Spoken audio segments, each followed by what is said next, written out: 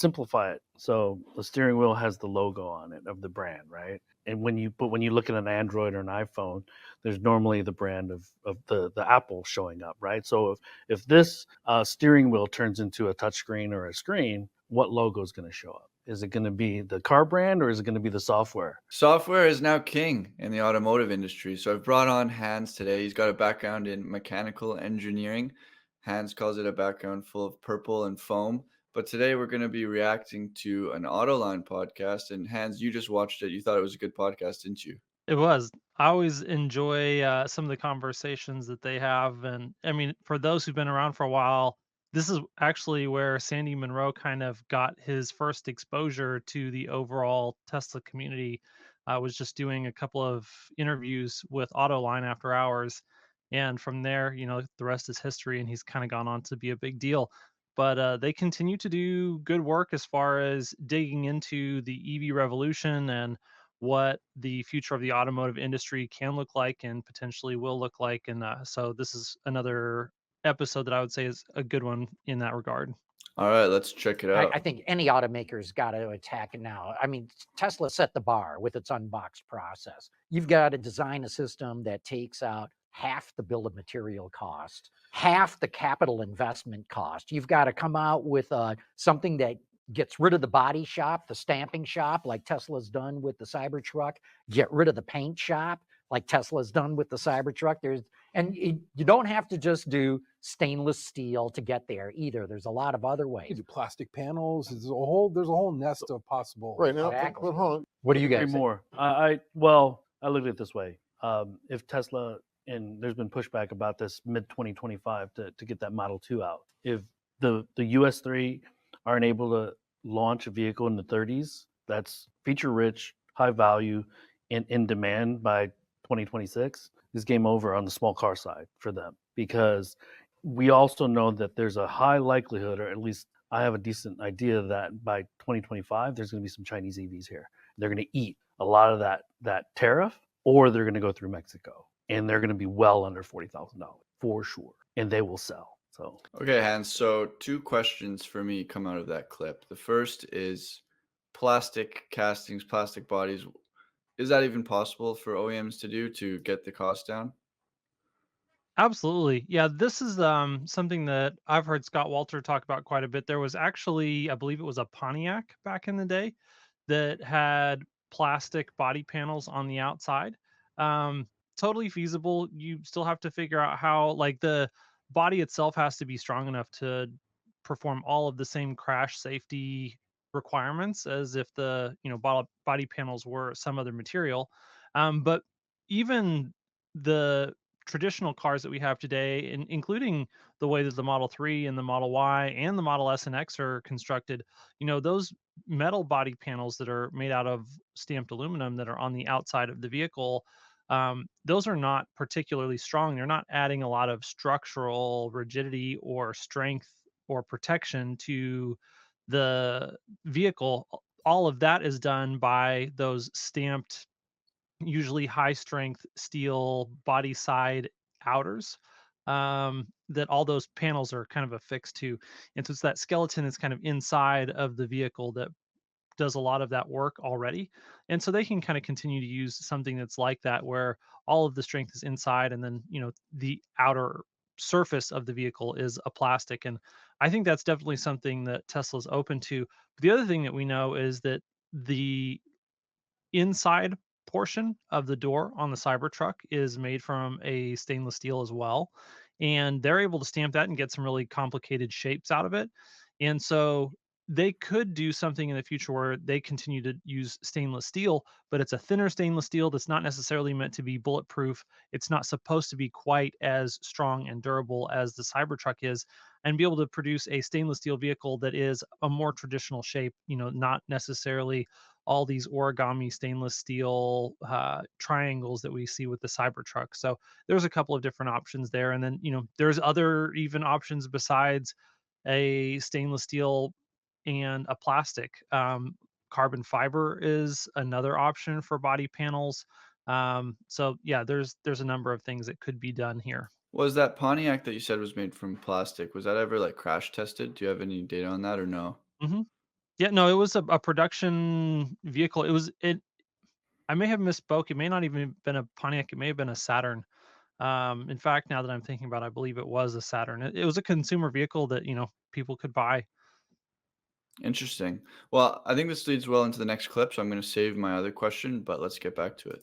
For that matter, luxury buyers, right? A lot of these vehicles, a lot of these EVs out there are luxury. They're either sold under luxury brands or they act like luxury Or vehicles the in a lot of content ways. like one. Yeah. And so like in some ways, this is going to be a bit facile and maybe insulting to some people, but expecting EV growth to have gone like this with the set of vehicles that are for sale right now, it's like sitting around and saying, when is the 5 Series going to hit the mass market? Because the average price of an EV is $63,000, according to Edmunds. When's the mass market going to buy $63,000 sedans? Why isn't this happening? Because people don't care about the environment. Must be. I mean, it's a ridiculous question if you think about it. That's the easy constraint. The other constraint is there's just not enough charging There isn't. infrastructure. There's probably going to be a 24, 30-month process to get enough to where the meat of the market feels comfortable with buying a BEV at a $40,000 price point. So this gives the US3 an opportunity to really get much better at designing and building. But if people are talking about slowing down their product transition, that's playing right into China EV Inc. and Tesla. So Yeah, I think, sentiment right now with Tesla is pretty low. And I think thinking about potential annual recurring revenues from things like supercharging is actually something that keeps us sane. So I wanted to bring up this little tidbit from Omar. He says, millions of Tesla users spend thousands of dollars a year in recurring revenue. This is a hypothetical. Billions of dollars in annual recurring revenue. A typical user may pay $99 a year for premium connectivity. This is basically internet to your vehicle. $2,400 a year for full self-driving. $840 a year for supercharging. $50 a year in service. That could be higher. $1,500 a year for insurance. A typical Tesla today generating the sum of all of this, $4,800 a year in recurring revenue, is not unheard of. Get people into the Tesla camp and they will stay loyal to the brand. They will keep generating recurring revenue for the company as long as that car is out there on the road. 6 million cars times $5,000 a year is about $30 billion in annual recurring revenue. And I mean, $100 a year in premium connectivity, that's pretty high margin. FSD is pretty high margin. Supercharging right now is kind of a whatever on margin. Same with insurance. These are not huge money makers at this time. The company only made $15 billion in profit last year. Right now, we need to get as many people into the ecosystem as possible. Get them hooked. Affordable new and used cars are the gateway drug to Tesla's software ecosystem. Hans, I'm curious where you stand on the advertising front, cutting prices front. What kind of side of the spectrum are you on? I mean, Tesla is not a standard company. And one of the things that I love about Tesla is that they are engineering focused, not really run by accounting people or marketing people. That there's a lot of shortcuts that you can take to boost short-term profitability, but those things usually come at the expense of doing the right thing long term. And Tesla believes that if they build the correct products and they are able to make something that is better or really change the industry, that they will be rewarded financially as they have an impact in the marketplace. And that's a belief that I actually subscribe to. And I think that as a long-term, if I was invested in the stock for the next year, I would very much want them to do things to drive short-term profits, because I want the stock price to go up now. I don't want the stock price to go up 2 years from now or 3 years from now. But that's not the reason that I'm invested in Tesla. I don't invest in any companies where I'm really trying to get them to sacrifice the long-term prospects of their company for short-term profits. That's my investment horizons are 10 years and beyond. And I'm invested in Tesla because I think they're in one of the best positions of any company on the planet to succeed the most over the next 10 years. And so I agree that some education and some advertising could be marginally helpful to the company, but I think that overall it has a less than 5% impact on the 10-year future of the company. And I like to see a management team who's like, you know what? Like 5% over the next 10 years, yeah, probably not a big deal. I just want to focus on what's going to drive the 95% over the next 10 years. And that's what I see Tesla doing. So that's kind of where I land on the overall advertising and marketing. Sure, I think it could be beneficial. I think it could be helpful. But I don't think that it matters for my personal investment thesis. I think the whole situation with EVs is going to look a whole lot better in just 2 to 3 years. I think we'll so. have second Yep. generation platforms, second generation batteries. We're going to have far more public charging stations. They're going to be reliable by then, because if they're not, the whole thing's dead anyway.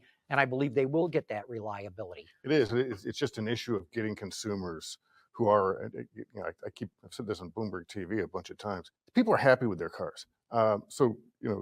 Quick story about fights I had with editors at Business Week about 15 years ago. When Nissan and Toyota came out with full-size pickups, they said, Detroit's done. And I said, well, hang on. They left Detroit's mid-size sedans and compact cars because they were bad. They were just bad vehicles. Their quality sucked, everything else. The truck's pretty good, and these people are pretty happy.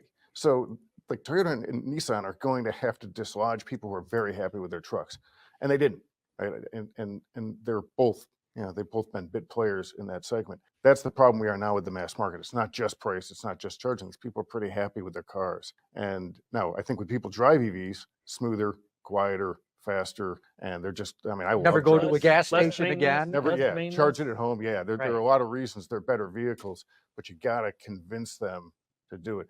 So this is why I brought up advertising. And I'm going to pull in this interesting data point that Sawyer shared. It's actually really shocking. He said a new Consumer Reports survey showed that 64% of US consumers have little to no experience with electric vehicles still. 9,000 respondents scored a 1 or less on the EV experience index. So if we look down here at this chart, here's the 0 is this 34%, which means that 34% of people have not experienced any of these 4 things in the last 12 months. And the number one thing is, in the past month, I have seen an electric only vehicle in my neighborhood. 34% of people have not even seen an EV in their neighborhood. I'm from Vancouver, the most dense place with Teslas in the world. So this just blows my mind.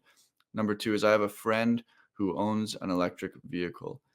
30% of people don't even have a friend who owns electric vehicles. So I guess in America, you have all these states that I've never been to where, you don't even really see Teslas still. So that's why I wonder if advertising could actually make a big difference. And then we go over to this post, and Gary says, in my opinion, Tesla management has learned that cutting prices in excess of cost of goods sold declines gets them no incremental volume, since competitors all match any declines, leaving everyone worse off.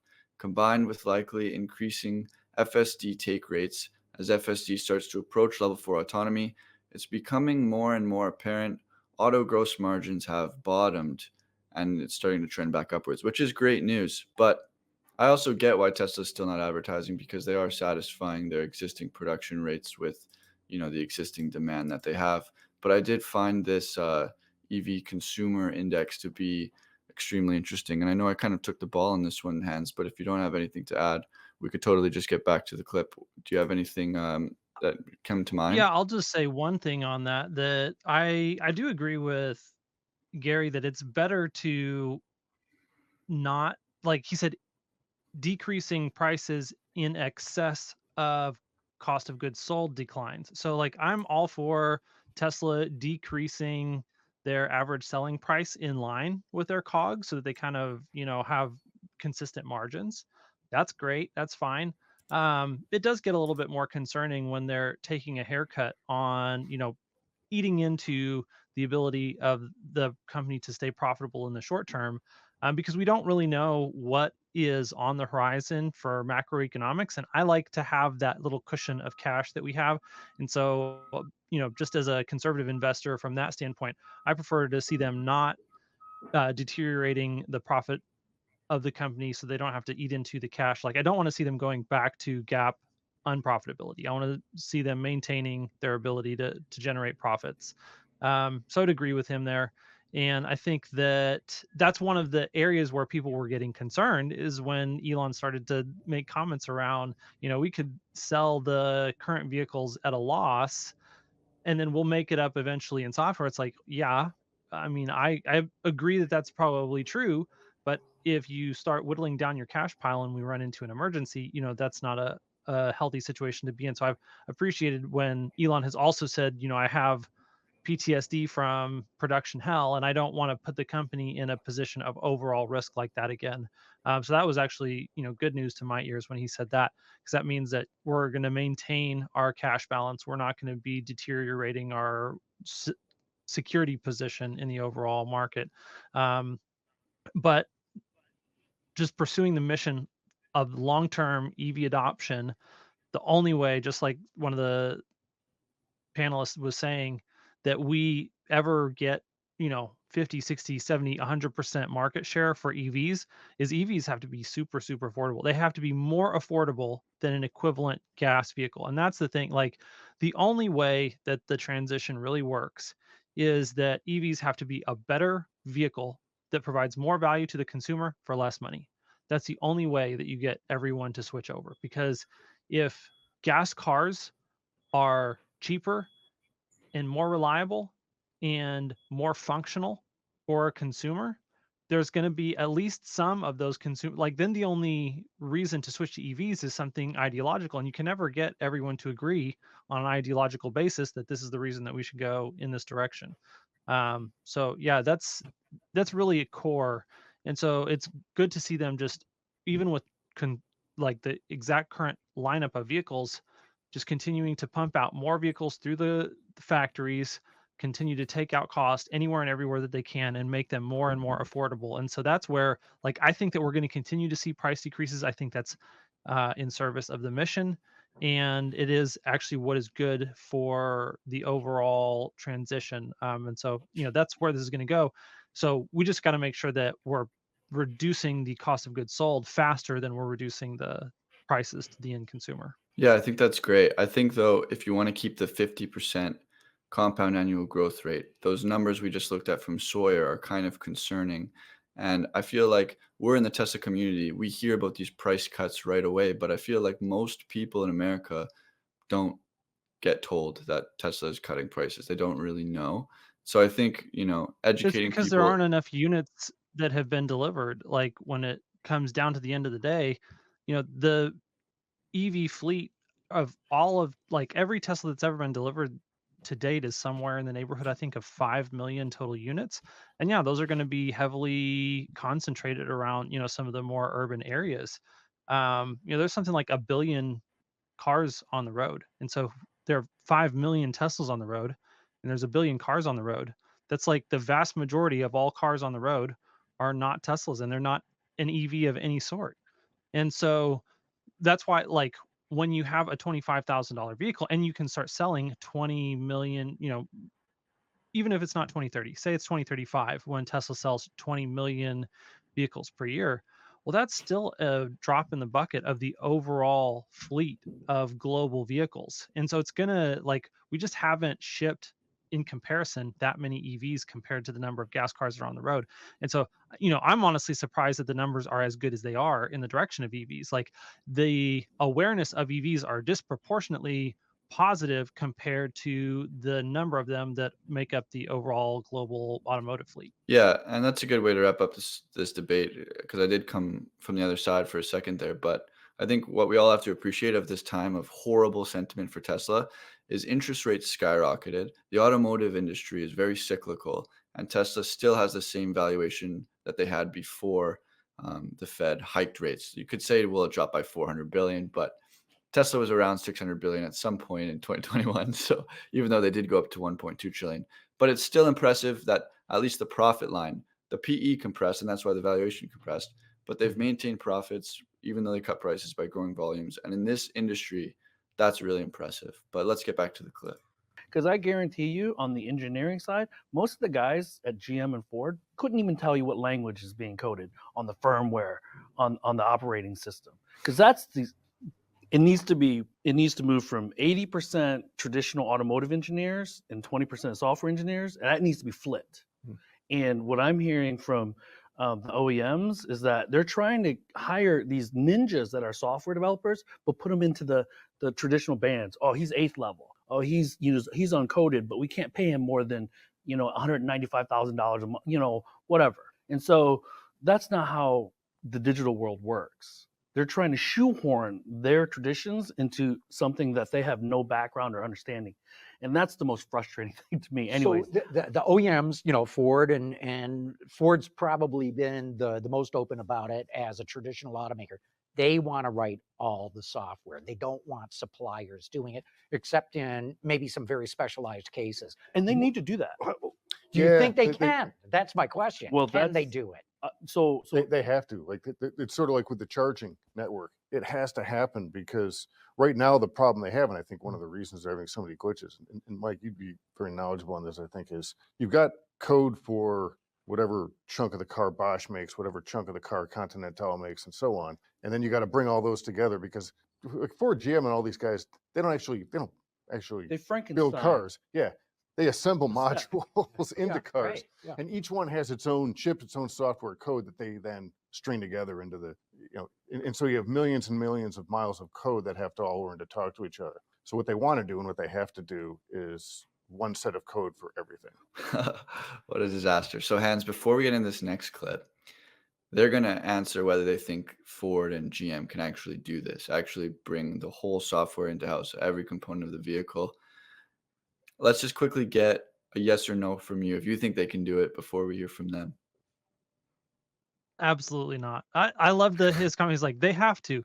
Yeah, they have to in order to survive, and they won't. So, I mean, read the tea All right, leaves. here we go. Yeah. that's Well, I've talked to suppliers about this, and a lot of them don't believe that the OEMs, at least currently, have the capability to do it. On a high level, system basis, yes. But when you get down into very specific control, like a brake controller, where you got to Braking, steering, suspension, just the nuances. And then, I remember I have a client in the power steering space, electric power steering. And it used to be a day where in the hydraulic power steering, you had almost no software engineers, maybe a couple. Now you literally almost have 100 per program. I mean, it because of a yaw and turning and all the dynamics of the fact that how the suspension transmits and how the braking. So you are right from a perspective of, I think the OEMs want to be able to control the software, and frankly, I understand why. I mean, they have to. they have to, because it changes the experience. I mean, we just spent a couple minutes talking about e-motors that basically are all the same, whether it's a Mercedes or a Ford or whatever. You're just, the gear's just a little bit different. Probably they're just as quiet as one another, and the batteries are not that different. So you've got to find a way to change the driver experience. and I'll tell you one thing though, even though the suppliers that I've talked to think that the OEMs can't do it right now, they've got their hair on fire because the big ones, the big multinational suppliers have built up enormous software capabilities. They've got thousands of software engineers. Because that's where the value add's going to be. Right. So I mean, they're deeply worried about this trend. Yep. I think to simplify it, so the steering wheel has the logo on it of the brand, right? And when you look at an Android or an iPhone, there's normally the brand of the Apple showing up, right? So if this steering wheel turns into a touchscreen or a screen, what logo is going to show up? Is it going to be the car brand or is it going to be the software? So that ultimately is going to decide, because now if I bring everything in-house, I don't have to share that data, right? Because that's the ultimate from a services standpoint and services revenue. And Mary said 20-30% of our revenues are going to come from services by 2035 or something like that. So There's that's what they're 22 looking- billion. or something. Yeah. So which it'd be less than 10%, but it's a significant amount of money. So, but yeah, I just look at it like the EV transition is a qualifier now, and how they do on launching services, being able to create a seamless user experience on the hardware software stack side is going to be really, really where these guys are going to earn their keep. So Software is now king in the automotive industry. So the question that I saved was imminently Tesla could get approved for FSD in China. There's been some positive signs in the last month that that may happen.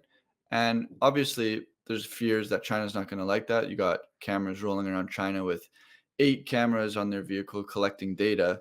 It's probably, not their favorite thing in the world, but they want to move their products into the United States. Do you think that's kind of a trade-off, or what do you think? Do you think they're going to let FSD into China? I think that Tesla can work with the Chinese government to deal with whatever privacy and security concerns that they have. And we know that they've already put a lot of local server infrastructure in to handle all of that data in China, so that doesn't ever have to leave the country. So I think that they're going to be able to handle all of that from a Tesla specific standpoint. I think it also kind of China's security privacy mentality on this should be somewhat indicative to us of what they're doing with all of their software and devices that they have deployed here. Like if they are sensitive about American made companies or American made hardware operating in China and the software being developed in the United States, if that gives them security concerns, maybe we should have the same security concerns about hardware developed in China by Chinese companies with Chinese software. So Yeah, that's a good point. If they don't allow FSD in China, we could take TikTok away in America. What did you make of the guy talking about the software company coming up on the screen in the vehicle once the steering wheel is gone rather than the hardware company? I think that as the consumer becomes more and more software conscious, which they have been, like, we haven't had good options for up to date software in vehicles until Tesla kind of broke the mold. That, you get on your laptop or your phone or your tablet and you have one level of software experience, and then you get in your car and it's like going back in time at least 5 years for a brand new vehicle. And then if you drive a used vehicle, it's like going back in time 10 or 15 or 20 years. And that's just not the case with Tesla. Like you can buy a 5-year-old Tesla and it feels like your 5-year-old tablet or 5-year-old, probably better than your 5-year-old laptop. That you're getting software updates for your laptop. Tesla's getting software updates for their vehicles, and this is something that more and more consumers are going to expect. And so if this is not a competency of traditional car companies, they have showed zero ability. Like they are off and everything for attempts to produce this type of software experience. Zero successes.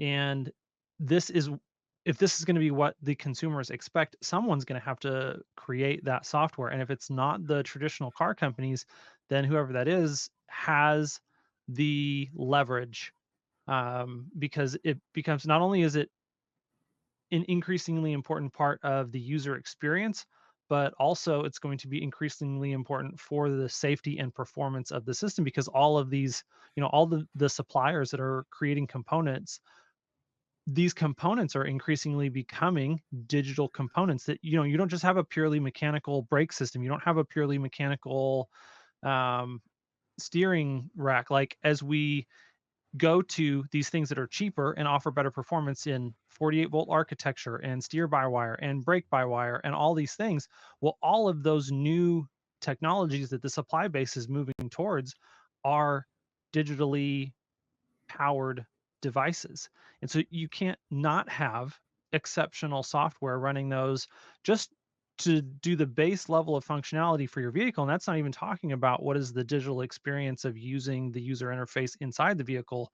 And so there's a structural reason why these companies cannot succeed at software. And it's because the entire software world went to the agile project planning methodology because you have to in order to be successful in software. This is what Silicon Valley is exceptional at, is that they really pioneered and adopted and created an entire ecosystem and culture and a ton of expertise around doing this agile project development, which is short timelines, lots and lots of iterations. Basically, it's the build the plane in the air mentality. And this is not how traditional automotive manufacturers work. They do waterfall project planning, which means you have budgets that are years and years in advance, and you have every single thing that you are going to do for the next 7 years mapped out in advance, and you execute on those. And if the world changes over the course of your 7 year plan, you have zero ability to adapt to the way that the world changed. And that's why these companies live 7 years in the past, is because they have these project planning uh, deadlines and procedures that kind of enforce the structure on the company. And so when they're trying to take software and they're plugging it into this old waterfall project planning architecture, it doesn't work. There are no software companies that operate under this model, and it's because they cannot survive when they're competing against people who are using Agile. And this is something that Tesla, instead of operating a waterfall project planning methodology for their hardware and then doing software as Agile, Tesla changed the whole company. So they're actually doing all of their hardware manufacturing from an Agile perspective, and then it we like ties in cleanly to the software development that they're doing in parallel with their Agile hardware. And so they're doing everything on an Agile basis. And that's what it means for them to have, they could create multiple different vehicles the same day with a different set of parts. And, a person over here is making whatever updates they can. And if those pass their quality tests, then you could actually have multiple changes and improvements to the way that a vehicle is made in the course of a day, instead of we're going to produce these vehicles in the exact same way for the next 2 years before we even make a minor tweak to the way that this product is put together. And then, we'll do that every couple of years. And then 7 years from now, we'll have a full model refresh. And, the Model 3, by contrast, gets better and better and better on a pretty regular basis. And, they still do have the large updates like the Highland that just came out. But, the Model 3s that came off the line at the end of 2017 or 2018 were much different vehicles than the Model 3s that came off the exact same line in 2022. Like, they had gone through an entire change. Going from the super bottle to the octo valve heat exchange system is one example of like a major internal update that happened. And they were just doing these, on the fly as they went along. So, yeah, it's just going to be really, really, really hard. And that's why I say earlier, it's impossible, honestly, for these traditional companies who exist inside of a waterfall project planning architecture. They just don't understand why they can't do software the same way they do everything else.